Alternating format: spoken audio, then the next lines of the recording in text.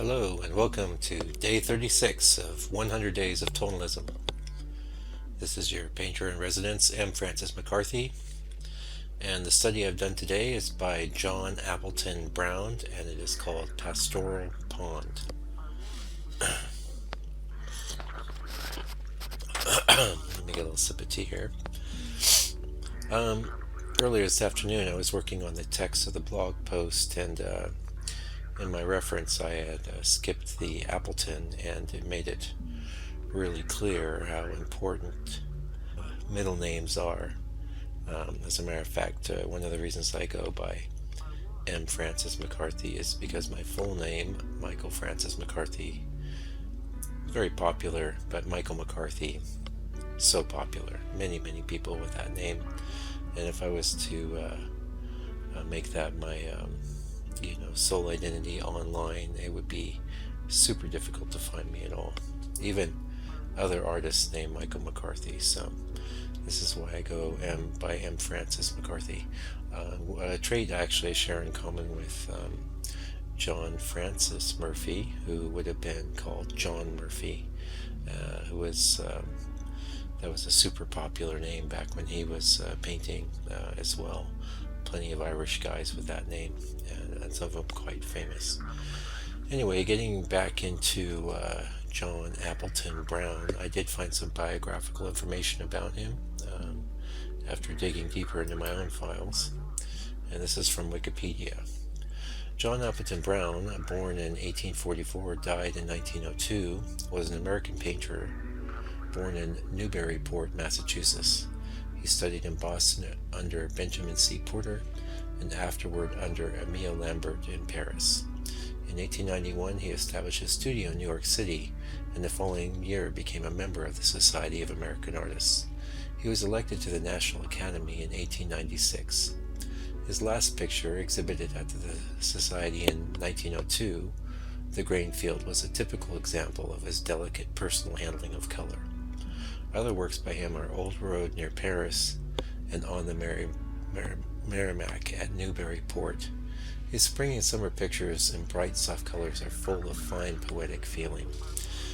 As is the painting we did today. It's a very fine picture, and I'm very glad to make the acquaintance of John Appleton Brown as an artist. I can't say I've heard much of him, and he's one of these class of artists from that period that you can find a little bit of biographical information about, but a lot of what you find are sites that are auctioning his pictures, and you can find some really nice pictures that way too.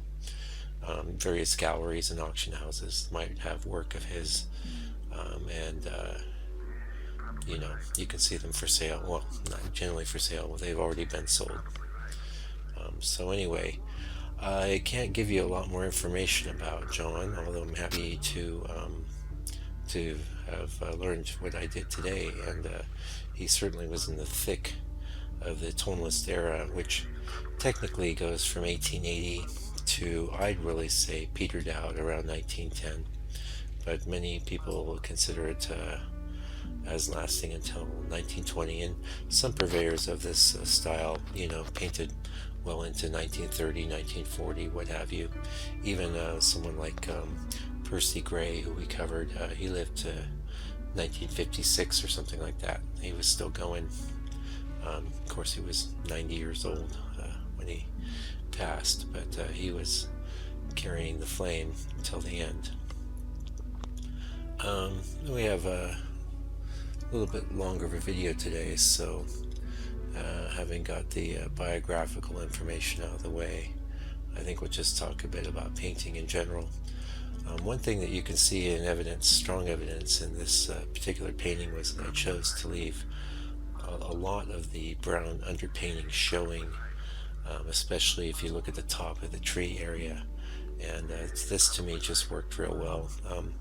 I actually left quite a bit more than you'll see in evidence in John Appleton Brown's original painting, which you can find at the blog post located at it's located, best place to get to it is at my website, landscapepainter.co.nz or NZ, and You can follow it there, or it's tonelesspainter at blogspot.com, probably. Anyway, thank you. We're getting close to the end, close enough, and I'd like to thank you for joining me for day 36, and I'd like to thank John Brown for creating this nice little painting he did with its unique composition. I've definitely learned a lot from doing the painting, and it's given me some ideas for ways that I can approach some alternative types of compositions myself. To see more of my work, as usual, go to landscapepainter.co.nz and join me tomorrow for day 37. Meanwhile, take care and stay out of trouble.